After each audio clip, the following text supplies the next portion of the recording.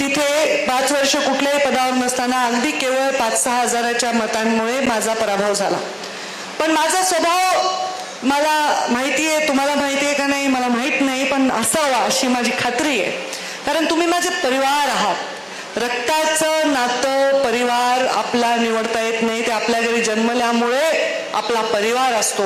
पण जे नातं हृदयाचं असतं ते आपण निवडत असतो, जे नातं संस्कारांचं असतं ते आपण निवडत असतो. त्यामुळे तुम्ही मला तेवढेच प्रिय आहात जेवढ्या प्रीतमताई प्रिय आहेत, जेवढ्या यशोताई प्रिय आहे, जेवढा माझा आर्यमन प्रिय. आणि हे जे मी बोलते हे बिलकुल खोटं नाही, हे वेळोवेळी मी सिद्ध करते. मुंडे साहेबांच्या अचानक जाण्यानंतर राजकारणाला कलाटणी मिळाली. मी राजकारणात आधीच आहे. मुंडे साहेबांच्या काळात मी राजकारण केलंय, मी आमदार होते, मुंडे साहेबांनी मला आमदारकी दिली आहे. त्यामुळे या विषयामध्ये आता कोणाच्या शंका असण्याचं काही कारण नाही.